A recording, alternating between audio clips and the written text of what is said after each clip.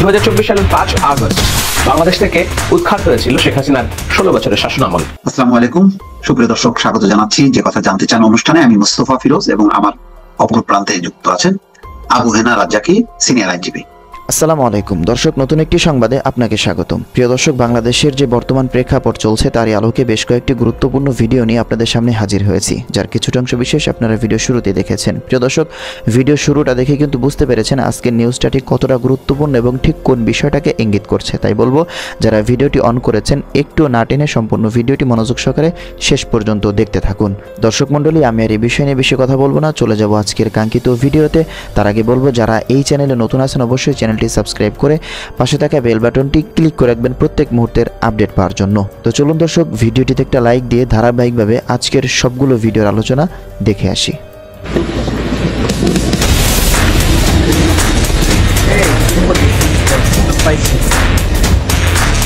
2024 সালের 5 আগস্ট বাংলাদেশ থেকে উৎখাত হয়েছিল শেখ হাসিনার 16 বছরের শাসন আমল। তিনি এবং তার বোন আর মন্ত্রিসভার হয়তো কয়েকজন সদস্য দিল্লিতে পালিয়ে গিয়েছিলেন।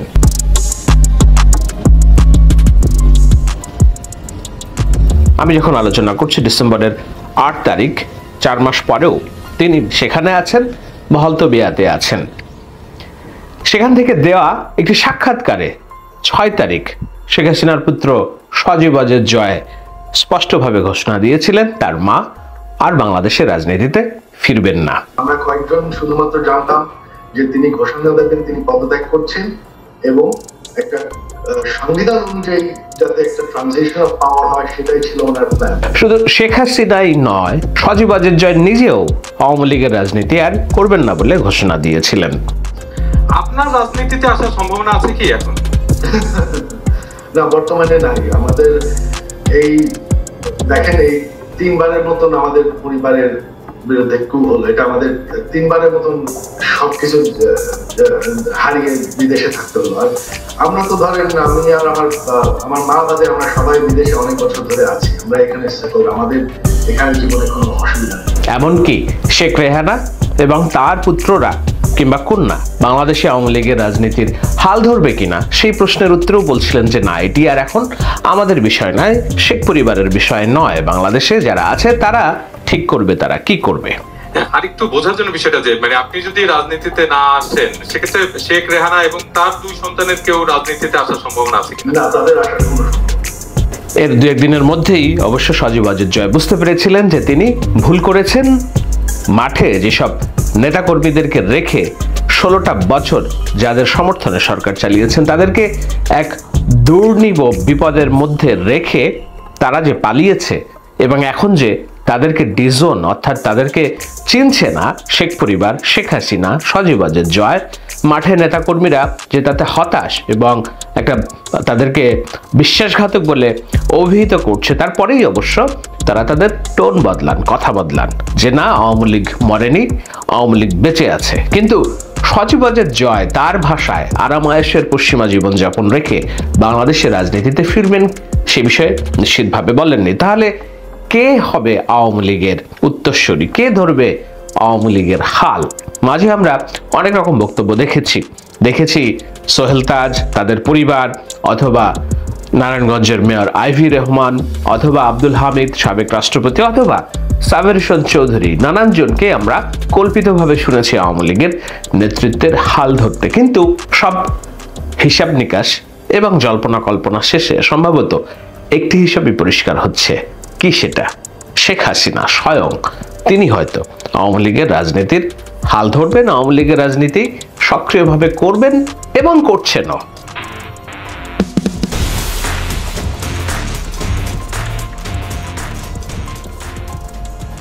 আমি যখন আলোচনা করছি 8 ডিসেম্বর, টুইটারে আমি দেখলাম আওয়ামী লীগের দলীয় পেজ থেকে শেখ হাসিনার একটি বক্তব্য প্রচারিত হয়েছে।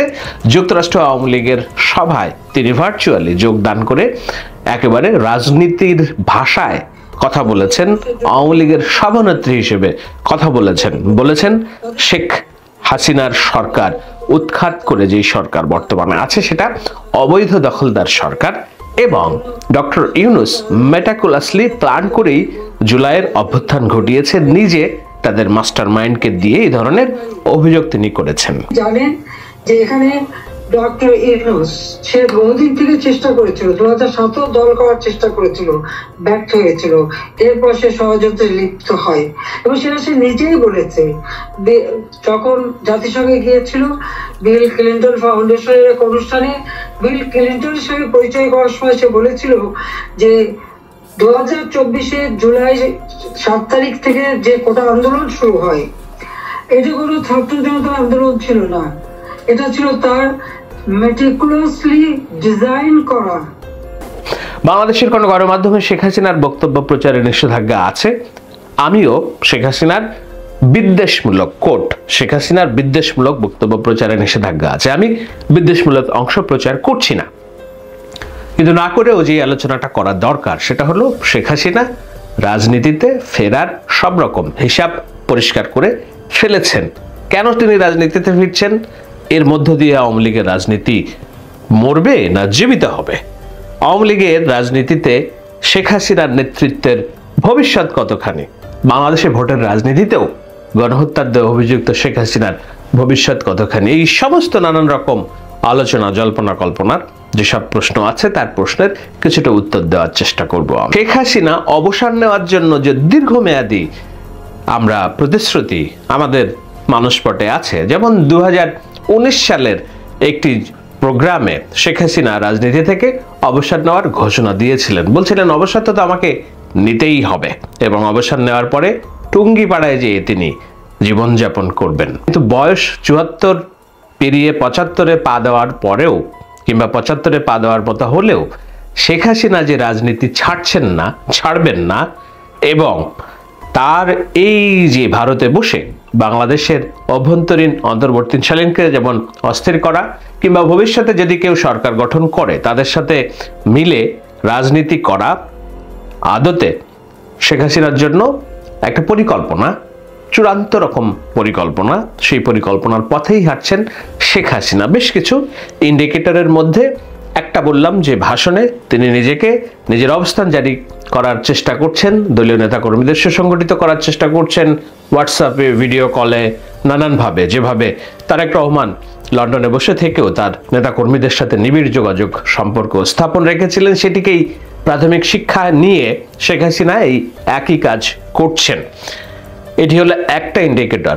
কয়েকদিন আগে তার সরকারের যে তথ্যমন্ত্রী ছিল আরাফাত, সেই আরাফাতের অ্যাকাউন্ট থেকে শেখ হাসিনার বিবৃতি নামক একটি বিবৃতি প্রচার করা হয়, যেখানে তাকে তুলে ধরা হয় আওয়ামী লীগের সভানেত্রী হিসেবে, সাবেক প্রধানমন্ত্রী অথবা বর্তমানের প্রধানমন্ত্রী না, আওয়ামী লীগের সভানেত্রী হিসেবে।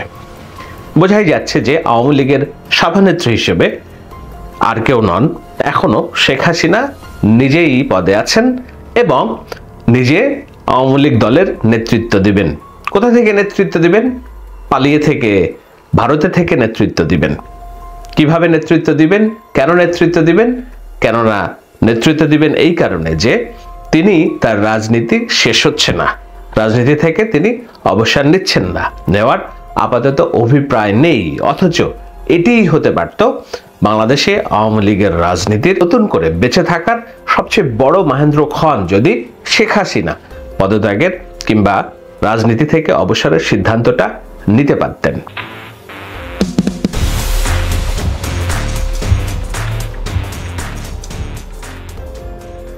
কেন আমি বলেছি যে শেখ হাসিনা যদি অবসর নিতেন সেটাই হতো বাংলাদেশের আওয়ামী লীগের রাজনীতি টিকে থাকার একটা বড় উপলক্ষ্য।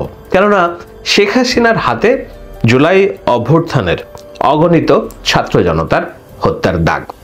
অনেকেই বলবেন প্রমাণ দেখান শেখ হাসিনার হাতে হত্যার দাগ। তিনি তো রাষ্ট্রপ্রধান হিসেবে দেশে আইন শৃঙ্খলা পরিস্থিতি ঠিক করার জন্য বাহিনীদেরকে নির্দেশ দিয়েছেন, তিনি তো আর নিজে হত্যাকাণ্ডের নির্দেশ দেননি।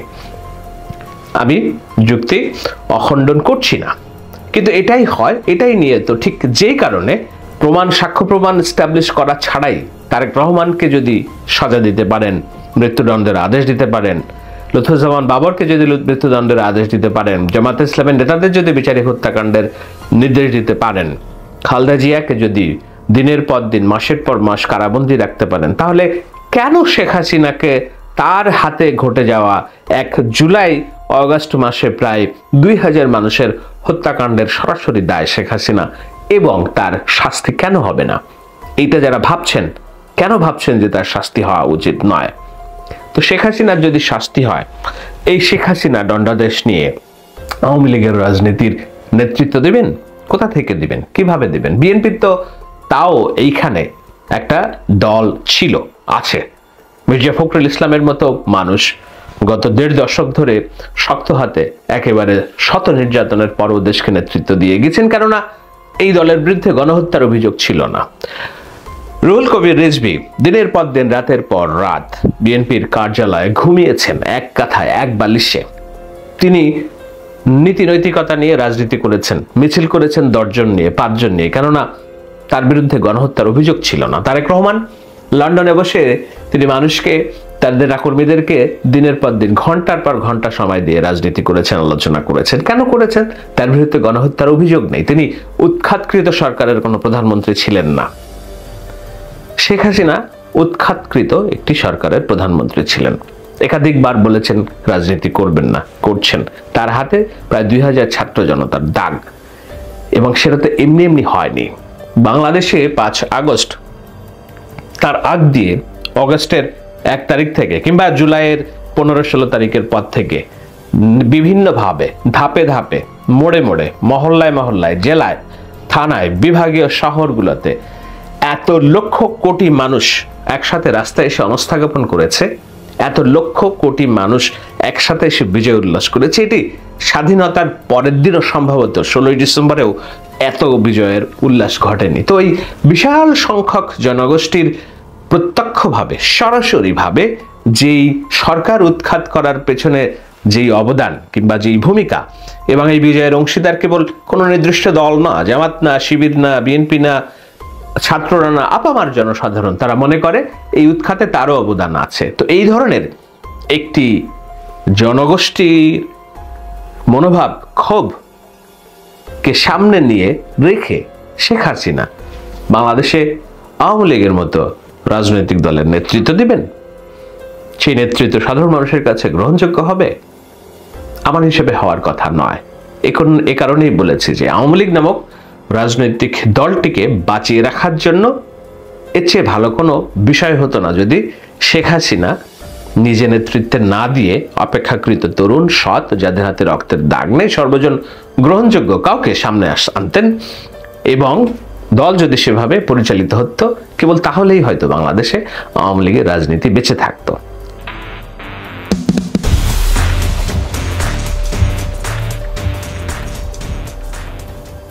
একটু বোঝার চেষ্টা করে যে কেন শেখ হাসিনা এই রাজনীতিতে ফেরার চেষ্টা করছেন, কিংবা হুঙ্কার দিচ্ছেন, কিংবা প্রস্তুতি নিচ্ছেন। আমার হিসেবে অন্য কোনো কারণ নয়। কারণ হলো শেখ হাসিনা জানেন তার পরিণতি। তার বিরুদ্ধে প্রায় 2 শতাধিক হত্যা মামলা হয়েছে, আরো হবে। $1 বিলিয়ন যে পাচার হয়েছে বলে শ্বেতপত্র প্রকাশিত হয়েছে, তার দুর্নীতির মামলা হবে। এর বাইরে গণতন্ত্র হত্যা, গুম, খুন, এইসব নানান বিষয় আছে, এগুলো হতেই থাকবে। এই রাজনৈতিক এই বিচার কাজ, তদন্ত এবং মামলাগুলোকে রাজনৈতিক হয়রানি বলে ট্যাগ দেওয়ার একটা সুযোগ শেখ হাসিনা তার আত্মপক্ষ সমর্থন করার জন্য ব্যবহার করবেন বলেই তিনি রাজনীতিতে যে অপ্রাসঙ্গিক, রাজনীতি থেকে অবসরপ্রাপ্ত একজন ব্যক্তি, সেইটা তিনি রাখতে চান না, সেটা বলতে চান না। রাজনীতি থেকে যদি তিনি অবসরই নিয়ে ফেলেন, নাই থাকেন, তাহলে রাজনৈতিক নিপীড়নমূলক মামলা কিংবা আদেশ, বিচার বলে এটাকে মোকাবেলা করার কোনো নৈতিকতা থাকে না। তাকে এটা মোকাবেলা করতে হলে তাকে রাজনীতিতেই থাকতে হবে। সে কারণেই তিনি আওয়ামী লীগের সভানেত্রী হিসেবে নিজের অবস্থান জানান দিচ্ছেন। এটি একটি কারণ। আর দ্বিতীয় কারণ হলো যে নিকৃষ্ট পন্থায় তার বিদায় হয়েছে বাংলাদেশের রাজনীতি থেকে, সেটি কল্পনাও করেননি শেখ পরিবার, শেখ হাসিনা, কেউ। বরঞ্চ দাম্ভিকতার সাথে তিনি বাংলাদেশকে তার বাবার বাংলাদেশ বলতেন এবং যা ইচ্ছে তাই করতেন। কিন্তু গণমানুষ যে তার বিপক্ষে এভাবে অবস্থান নেবে, সে যে ক্ষোভ, রাগ, দুঃখ, সেটা যেমন আছে, এবং একই সাথে তিনি বর্তমান সরকার তার বিদায়কে এককভাবে জামায়াত শিবির, স্বাধীনতা বিরোধীদের সম্মিলিত প্রচেষ্টা হিসেবেও তিনি দেখেন। শেখ হাসিনাকে যেহেতু তার কাছাকাছি থাকতে, তার রাজনীতি আলোচনা করতে অনেকদিন থেকেই আমি চিনি, তার ভিতরে অসম্ভব এক প্রতিশোধের নেশা, রক্ত কাজ করে, তার চোখে মুখেই বেরিয়ে পড়ে সেটা। শেখ হাসিনা হয়তো ভাবছেন তিনি প্রতিশোধ নেবেন, জীবনের শেষ প্রান্তে হলেও, শেষ বয়সে হলেও, মৃত্যুর দুদিন আগে হলেও তিনি এই যে বাংলাদেশের যেই রাজনীতি থেকে তাকে উৎখাত করা হলো, সেই রাজনীতিতে ফেরার মাধ্যমে প্রতিশোধ দিবেন। যারা তাকে উৎখাত করেছে তাদের বিচার কিভাবে হবে না হবে সেটা হয়তো তার মাথায় নেই, অথবা থাকলেও থাকতে পারে, কিন্তু সেটা সুদূর পরে হতো, সেটা কেবল স্বপ্নদোষ। কিন্তু যেই স্বপ্ন শেখ হাসিনা দেখতে পারেন কিংবা দেখছেন, সেটা হলো ক্ষমতার রাজনীতিতে একদিনের জন্য, মৃত্যুর আগে হলেও ফিরতে চান শেখ হাসিনা। সেটা কি সম্ভব? অনেক বড় প্রশ্ন। আওয়ামী লীগের কর্মী সমর্থক যারা আছেন তারা বলবেন সম্ভব, আওয়ামী লীগের ভোট আছে এখনো। আমি মনে করি আওয়ামী লীগের ভোটের রাজনীতিতে ক্ষমতায় ফেরার মতো সক্ষমতা আওয়ামী লীগের এখন যেমন নেই, আগামী 15-20 বছরেও তৈরি হবে বলে আমার মনে হয় না। কেননা বাংলাদেশের মানুষ শেখ হাসিনাকে 1996 সালে ক্ষমতায় বসিয়েছিল কেবলমাত্র শেখ হাসিনার ভুল পাল্টে জাতির কাছে একেবারে করজোড় ক্ষমা প্রার্থনার পরেই কেবল রাষ্ট্র পরিচালনার প্রাথমিক সুযোগ পেয়েছিলেন শেখ হাসিনা। কিন্তু শেখ হাসিনা তার চরিত্র বদলাননি। বিরোধী দলের রাজনীতি মানে জ্বালাও পোড়াও, বিএনপি ক্ষমতায় থাকতে 173 দিন হরতাল পালন করা, গাড়ি পুড়িয়ে মানুষ মারা, এই সব কিছু দিয়ে এমন একটা অস্থির প্রেক্ষাপট তিনি করেছিলেন 2000 থেকে 2006 সাল পর্যন্ত বিএনপির তৎকালীন সরকারকে। এরপরে ভারত, তাদের গোয়েন্দা বাহিনী, আর্মি, এদের সহযোগিতায় 2008 সালের নির্বাচনে আবার ক্ষমতায় আসেন শেখ হাসিনা। সেবার এই যে আসলেন, এরপর ভাবলেন যে ভোট দিয়ে আওয়ামী লীগ আর কোনোদিন রাজনীতি করতে পারবে না, ক্ষমতায় আসতে পারবে না, সুতরাং তার ভোটের বাইরে যেয়ে তাকে হিসাব করতে হবে। সেই হিসাব করে 16টা বছর ক্ষমতায় থেকেছিল, রাতের ভোট, দিনের ভোট, দামি ভোট, এইসব করে। বাংলাদেশে যদি ভোট ব্যবস্থাটা সুন্দর করা যায়, আওয়ামী লীগ বাংলাদেশের রাজনীতিতে কোনোদিন ভোটের মাধ্যমে আর ক্ষমতায় আসতে পারবেন না। যে পালায়ন, যাকে বাংলাদেশের কোটি মানুষ মিলে উৎখাত করেছে, তাকে দিয়ে অন্তত আওয়ামী লীগের রাজনীতির ভবিষ্যৎ নেই বাংলাদেশে। ভবিষ্যৎ থাকতে পারে কিছু নৈরাজ্য, কিছু হত্যাযজ্ঞ, কিছু অস্থিরতা করার ষড়যন্ত্র, কিন্তু এই সমস্ত কিছু সফল হওয়ার সম্ভাবনা নেই যে সেটিরই মধ্যে বাংলাদেশের মানুষ গত 5 মাসে অনেকবার প্রমাণ করেছে, আগামীতে অনেকদিন প্রমাণ করতে থাকবে। আসসালামু আলাইকুম, সুপ্রিয় দর্শক, স্বাগত জানাচ্ছি যে কথা জানতে চান অনুষ্ঠানে। আমি মোস্তফা ফিরোজ এবং আমার অপর প্রান্তে যুক্ত আছেন আবু হেনা রাজ্জাকি, সিনিয়র আইনজীবী। রাজ্জাকি ভাই, বেশ কিছুদিন পর আবার আপনার সাথে যুক্ত হলাম। এর মধ্যে রাজনৈতিক ঘটনার প্রবাহ বেশ খানিকটা এগিয়েছে। তার মধ্যে একটা অন্যতম হচ্ছে ভারত ইস্যু, আর অন্যদিকে ভারতের রাজনীতিতে বাংলাদেশ ইস্যু। দুই পক্ষের উত্তেজনা চলছে। তারা বিজেপি যেমন প্রোগ্রাম করছে, আগরতলা মিশনে হামলা হয়েছে, অন্যদিকে বাংলাদেশে আবার দেখা যাচ্ছে বিএনপির অঙ্গ সংগঠন তারা স্মারকলিপি দিয়েছে, আগরতলা অভিমুখে যাত্রা শুরু করেছে। ডক্টর মোহাম্মদ ইউনূস জাতীয় ঐক্যের ডাক দিয়েছেন। পরিস্থিতি বেশ যখন সংকটাপন্ন, তাতে সাই দিয়েছে মোটামুটি সবগুলো রাজনৈতিক দলই। এখন ডক্টর ইউনূসের অবস্থানটা কিভাবে চিহ্নিত হবে, এর মধ্যে পররাষ্ট্র সচিব এসেছেন, সব মিলে আপনার কাছে কি মনে হচ্ছে, কিভাবে দেখছেন বিষয়টা?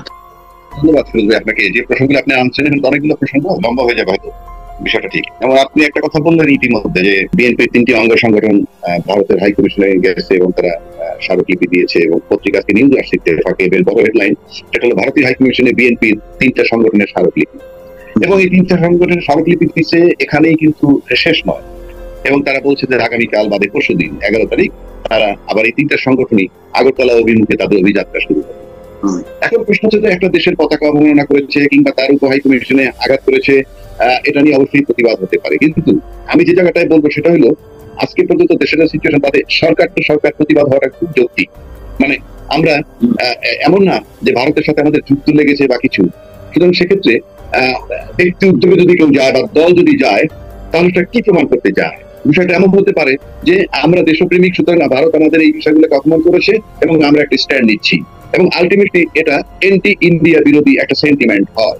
কিন্তু ইতিমধ্যে আমাদের একটু পিছনের দিকে তাকায় যে বিগত সরকার, যে পতিত সরকার ছিল শেখ হাসিনা, সে কিন্তু বাংলাদেশের দলমত নিবিড় সবার কাছে ইন্ডিয়ার পক্ষের শক্তি হিসাবে একেবারে সুপার আইডেন্টিফাইড ছিল। এবং প্রধানমন্ত্রী নিজেও অনেক জায়গায় বলেছেন যে ইন্ডিয়াকে আমি যা দিয়েছি সেটা যারা চিরদিন মনে রাখবে, এ ব্যাপারে কোনো সন্দেহ নাই। এগুলো আমাদের কথা নয়, এগুলো তাদের কথাই টাইম টু টাইম বলেছে, আমরা শুধু এটা স্মরণ করছি। পাশাপাশি যদি আমরা দেখি যে ইউনূস সরকার আসার পর তার আগেই তিনি প্যারিস থেকেই বলেছিলেন যে ভারত বাংলাদেশ যদি কখনো অশান্ত হয় তাহলে ভারতেও অশান্তি হবে, অশান্ত হতে হবে নানান জায়গায়, বিশেষ করে সেভেন সিস্টারকে টার্গেট করে কথা বলেছেন। একইভাবে আমি দেখেছি এই সরকারের সাথে যারা আছে পাশাপাশি প্যারালাল চলছে, তারা হলো সমন্বয়ক, জাতীয় নাগরিক কমিটি, এরা ইভেন বৈষম্য বিরোধী ছাত্রের যারা আছে তারাও কিন্তু ভারতের স্মারকলিপি দিয়েছে। কিন্তু আমার কাছে মনে হয় এই যে গ্রুপই বিএনপি এবং ওরা যে গেল, তাতে কোনটার গ্রহণযোগ্যতা বেশি? মানে সত্যি সত্যি এন্টি ইন্ডিয়া অ্যাক্টিভিস্ট হিসাবে কিন্তু মনে হয়েছে বৈষম্য বিরোধী ছাত্রদেরকে এবং সমন্বয়দেরকে, তারা যে স্মারকলিপিটা নিয়ে গেছে, তাদের যে ঝাঁঝালো কথা, জোরালো কথা, কিন্তু বিএনপির বেলায় সেটা একটু কম দেখা গেছে। আমার প্রশ্ন ওখানে না, প্রশ্ন হচ্ছে যে ইতিমধ্যে ইউনূস সাহেব কিন্তু এন্টি ইন্ডিয়া গভর্নমেন্ট হিসেবে আইডেন্টিফাইড হয়ে গেছে। আমরা দেখেছি, আমরা ভারতের বিভিন্ন media, main stream media, even পশ্চিমবঙ্গের যদি কিছু মিডিয়া আমরা দেখি, সেখানে এটা পরিষ্কার যে ইউনূস সরকার এন্টি ইন্ডিয়া হিসাবে আইডেন্টিফাইড। তাহলে আমরা দুটো শক্তি পেলাম বাংলাদেশে, একটা শেখ হাসিনা ভারতের পক্ষ শক্তি হিসাবে একেবারে প্রতিষ্ঠিত ছিল, এবং ইউনূস সাহেব ভারতের পক্ষ শক্তি নয় বলে ইতিমধ্যে প্রমাণ করেছেন। তাহলে বিএনপি যে রোলটা নিতেছে, তাহলে বিএনপির রোলটা যদি আমি মনে করি যে ইউনূস সরকার হয়তো নির্বাচিত নয়, সেই নির্বাচিত নয় বিধায় উনি ভারতের পক্ষে কিংবা আমেরিকার পক্ষে কিংবা বিপক্ষে থাকলে কি আসে যায়, এই কথাটা আসতে পারে, কারণ সেটা অনির্বাচিত সরকার বলে, বা উনি বৈধ সরকার নয়, এরকম একটা ব্যাপার। আর যদি ইউনূস সাহেবের স্ট্যান্ডটাকে আমরা লুফে নেই, তাহলে বিএনপি সহ অনেকেরই সেটা সহযোগিতা করা দরকার, তাহলে আরো বেশি বেগবান হতে পারে। আমি এন্টি বিরোধী ইন্ডিয়া নই, আমি ইন্ডিয়া, দিন শেষে ইন্ডিয়া লাগবে বলেই আমি মনে করি, কিন্তু আমি বর্তমান যে পরিস্থিতি তার আলোকে বলছি। আপনি যদি বিষয়টা লক্ষ্য করেন যে এই ফখরুল ইসলাম আলমগীর সাহেব এই সরকারকে সম্প্রতি লন্ডনে বসে বলেছেন, কি বলেছেন, যে সংবিধান পরিবর্তনে বিএনপির দ্বিমত নেই, সংবিধান পরিবর্তন বা নতুন করে লিখন যাই হোক না কেন, প্রশ্ন হচ্ছে কে করবে, এটি করার ইখতিয়ার কার, আপনারা কারা, আপনাদের ম্যান্ডেট কোথায়, সংবিধান পরিবর্তনের দায়িত্ব জনগণের, অন্য কারো নয়, আপনারা কারা, এই প্রশ্নগুলো উনি উত্থাপন করেছেন। তাহলে জনগণের ম্যান্ডেট নাই, যেহেতু ম্যান্ডেট নাই, সুতরাং এন্টি ইন্ডিয়া ইউনূস সাহেব থাকলেই কি আর না থাকলেই কি, বরং ওনারা যে স্টেপটা নিছেন সেটাই কার্যকর হবে, কিন্তু সেটার গ্রহণযোগ্যতাটা কতখানি? মানে ইন রেসপেক্ট অফ দিস, যে এই যে ইন্ডিয়া অভিমুখে তাদের যে লং মার্চ করার যে পরিকল্পনা কিংবা হাইকমিশনে তারা যে গেল, সেটা কতখানি গ্রহণযোগ্য হতে পারে? কেন আমি বলছি এটা তাদের কিরকম কথা, কারণ এই ফখরুল ইসলাম আলমগীর, আপনাদের মনে থাকার কথা, গত 22/11/2024 তারিখে যুগান্তরে প্রকাশিত হয়েছে তার সংবাদটা, ওখানে তিনি বলেছেন বর্তমান সরকার সম্পর্কে তিনি বলেছেন এটা একটা অন্তর্বর্তীকালীন সরকার, কারেক্ট, এটা আমরাও বলি। পাশাপাশি উনি বলছেন এটা বিপ্লবী সরকার নয়, এটা সাংবিধানিক সরকার। ফখরুল ইসলাম আলমগীর সাহেব বলেছে, আমি দায়িত্ব নিয়ে বলছি, পত্রিকা আসছে, উনি বলছেন এটা সাংবিধানিক সরকার। সেখানে তো লজিকটা কি, অ্যাপিল বিভাগ থেকে তাকে বৈধতা দেওয়া হয়েছে সংবিধানের 106 ধারা মোতাবেক। সংবিধানের 106 ধারা মোতাবেক যদি তাকে বৈধতা দেওয়া হয় এবং সে সাংবিধানিক সরকার হয়, তাহলে সেই সংবিধান সংস্কার করার জন্য এই প্রশ্ন থেকে আসে, এখন আপনি কি, আপনার ম্যান্ডেট কে দিল? এই প্রশ্ন আমি করতে পারি, ফখরুল ইসলাম আলমগীর সাহেব করতে পারবেন। আমি পরিষ্কার ভাষায় বলতে হয় ফখরুল ইসলাম সাহেবের, আলমগীর সাহেবের বিএনপি ছেড়ে দিতে হবে, তা নইলে উনি বিভ্রান্তি ছড়াচ্ছেন। উনি এক জায়গায় বলছেন যে এই সরকার সাংবিধানিক এবং সুপ্রিম কোর্ট সংবিধানের 106 ধারা মোতাবেক তাকে ম্যান্ডেট দিয়েছে এবং জনগণ বসিয়েছে, তাতে তারাও ছিলেন।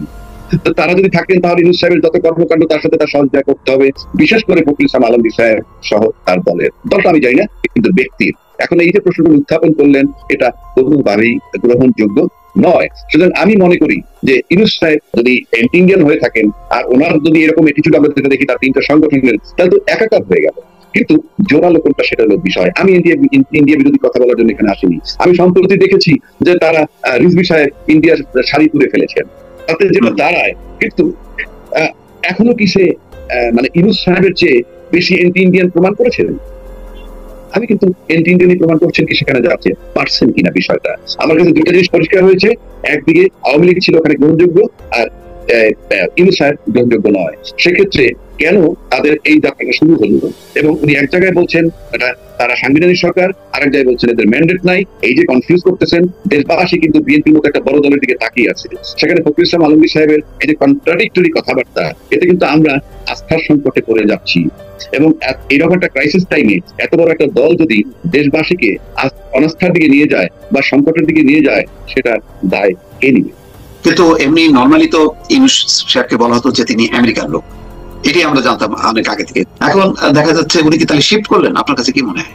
ডক্টর ইউনূস সাহেবের এখন পর্যন্ত যে অ্যাক্টিভিটিস আমরা দেখতে পাচ্ছি, তাতে সে ভালো কিছু করতে চাচ্ছে এবং সংবিধান অনেক কিছু সংস্কার সে করতে চায়, এবং সেই সংস্কারে কিন্তু সব দল একত্রিত হয়েছে এবং একটা প্ল্যাটফর্মে গিয়ে তারা দাঁড়িয়েছিল। তার মানে কি, দলমত নির্বিশেষে সবাই ইউনূস সাহেবকে সমর্থন করেছে। হোক ইউনূস সাহেব এন্টি ইন্ডিয়ান, হোক ইউনূস সাহেব প্রো আমেরিকান, অথবা প্রো ইন্ডিয়ান কিংবা এন্টি আমেরিকান, হতে পারে কি, তাকে কিন্তু সমর্থন করেছে একটা প্ল্যাটফর্মে গিয়ে। সেটা আমরা ছবিতে দেখেছি। এখন একটা প্ল্যাটফর্মে গিয়ে যখন আপনারা সবাই ঐক্যের ডাকে সামিল হলেন, তখন ন্যাচারালি আমি মনে করি ইউনূস সাহেব যেটা করবেন, এবং পাশাপাশি বিএনপির মতো বড় দল যখন তাকে সাংবিধানিক বলতেছে, সুতরাং তাকে সহযোগিতা করা দরকার যে কোনো সংস্কারের ক্ষেত্রে। Number one. নাম্বার টু, আমি মনে করি ইউনূস সাহেবের এখন একটা মোক্ষম সময়, একেবারে মোক্ষম সময় একটা জাতীয় সরকার গঠন করার। জাতীয় সরকার গঠন করলে আপনি যে দলের যেরকম অবস্থান, যে দলের যেরকম স্ট্যাটাস, সেরকম আসন দিয়ে যদি আপনি একটা জাতীয় সরকার গঠন করেন, এবং সেক্ষেত্রে গঠন করার পর যদি আপনি এই সংবিধানটাকে যত রকমের সংস্কার আছে সব করেন, তাহলে সব দল যদি আপনার সাথে থাকে, আপনার বৈধতা পাওয়া সহজ হবে। এক। দুই, যদি এটা করতে গিয়ে কাউকে আপনি অফার দিলে যারা আসবে না এই জাতীয় সরকার গঠনের ক্ষেত্রে, তাহলে আপনি একটা বুঝতে পারবেন যে এই ঐক্যের ডাকে যে তারা আসলো, তারা সত্যি সত্যি আসলো কিনা। যারা আসবে না তারা প্রমাণ করবে যেটা ছিল কথার কথা, আসল কথা নয়। এক নম্বর। দুই নম্বর, আমি দেখলাম ঐক্যের ডাকের পরেও কিন্তু জামাত ইসলামের আমির এক জায়গায় গিয়ে বলছেন সংস্কারের নামে যেন কালক্ষেপণ করা না হয়। পাশাপাশি আরো বড় দল বিএনপি সে নির্বাচনের দিকে তার ঝোঁক রয়েছে যথেষ্ট, যে একটা ন্যায্য সময় পর তারা নির্বাচন চান, নির্বাচন চাওয়া অপরাধ না। কিন্তু প্রশ্ন হচ্ছে ঐক্যের ডাকের সাথে তো এখানে একটু কনফিউজিং মনে হয়। তবে আমি সেক্ষেত্রে বলবো যে প্রত্যেকটা মানুষই কিন্তু বলেন জনগণ নির্বাচন চায়। সেক্ষেত্রে আমি যেহেতু ঐক্যের ডাক দিয়েছিল ইউনূস সাহেব এবং সবাই একটা প্ল্যাটফর্মে দাঁড়িয়েছিল, তাহলে একইভাবে যদি সমস্ত রাজনৈতিক দল ইউনূস সাহেব বাদে, আওয়ামী লীগের কথা আমি এই মুহূর্তে বলবো না যেহেতু আওয়ামী লীগকে সরিয়ে সরকার এসেছে, সেক্ষেত্রে ইউনূস সরকার বাদে বাকি যারা যত রাজনৈতিক দল আছেন, তারা যদি একটা প্ল্যাটফর্মে এসে একটা ছবি তুলতে পারেন একত্রে এবং বলেন যে আমরা সংস্কার চাই না, নির্বাচন চাই, তাইলে আমরা বিশ্বাস করবো যে হ্যাঁ, সমস্ত রাজনৈতিক দলগুলো নির্বাচনের জন্য ঐক্যবদ্ধ, সংস্কার শেষে এবং একটা স্বাভাবিক সময় দিয়ে।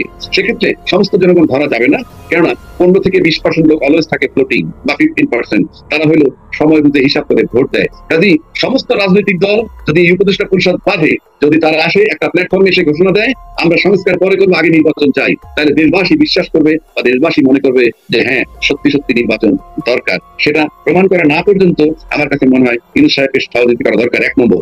দুই নম্বর, ইউনূস সাহেবের এইটা যদি করতে চান জাতীয় সরকার, সেক্ষেত্রে এই নাহিদ বলেন, আসিফ মাহমুদ বলেন, মাহফুজ আলম বলেন, এরা আন্দোলনের একেবারে অগ্রভাগে ছিল, নির্যাতিত হয়েছে, তারা তো অবশ্যই থাকবে।